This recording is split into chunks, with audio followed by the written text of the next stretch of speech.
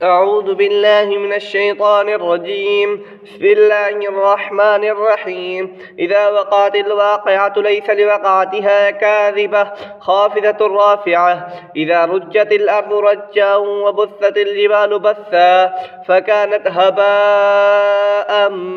منبثا وكنتم أزواجا ثلاثة فأصحاب الميمنة ما أصحاب الميمنة وأصحاب المشأمة ما أصحاب المشأمة والسابقون السابقون أولئك المقربون في جنات النعيم ثلة من الأولين وقليل من الآخرين على سرر موزونة متكئين عليها متقابلين يطوف عليهم ولدان مخلدون بأكواب وأباريق وكأس من معين لا يصدعون عنها ولا ينزفون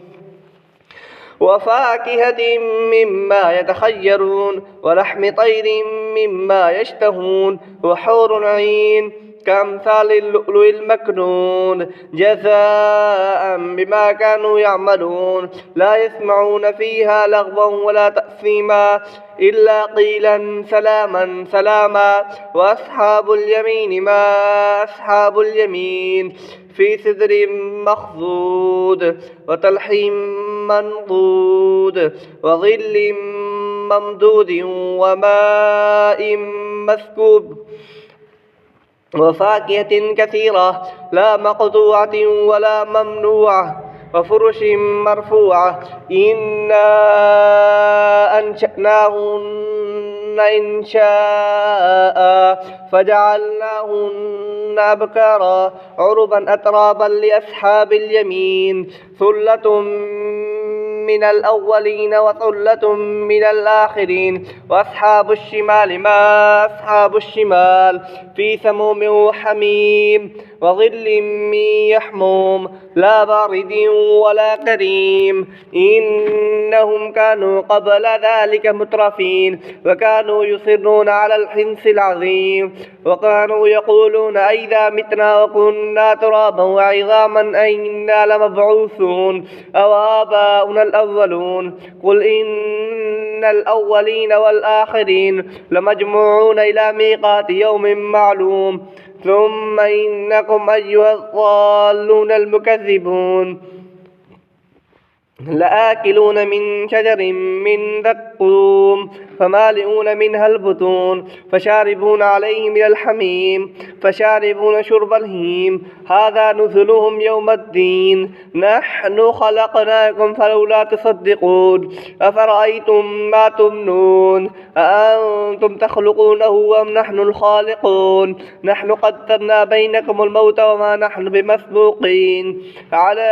أن نبدل أمثالكم وننشئكم فيما لا تعلمون ولقد علمتم النشأة الأولى فلولا تذكرون أفرأيتم ما تحرثون أأنتم تزرعونه أم نحن الزارعون لو نشاء لجعلناه حطاما فظلتم تفكهون إنا لمغرمون بل نحن محرومون أفرأيتم الماء الذي تشربون أأنتم أنزلتموه من المزن أم نحن المنزلون لو نشاء جعلناه جاجا فلولا تشكرون أفرأيتم النار التي تورون أأنتم أنشأتم شجرتها أم نحن المنشئون نحن جعلناها تذكرة ومتاعا للمقوين فسبح باسم ربك العظيم فلا أقسم بمواقع النجوم وإنه لقسم لو تعلمون عظيم إنه لقرآن كريم في كتاب مكنون لا يمسه إلا المطهرون تنزيل من رب العالمين أفبهذا الحديث أنتم مدهنون وتجعلون رزقكم أنكم تكذبون فلولا إذا بلغت الحلقوم وأنتم حينئذ تنظرون ونحن أقرب إليه منكم ولكن لا تبصرون فلولا إن كنتم غير مدينين ترجعونها إن كنتم صادقين فأما إن كان من المقربين فروح وريحان وجنة نعيم. وأما إن كان من أصحاب اليمين فسلام لك من أصحاب اليمين. وأما إن كان من المكذبين الضالين فنزل من حميم وتصلية جحيم. إن هذا لهو حق اليقين. فسبح باسم ربك العظيم. آمنت بالله صدق الله العظيم.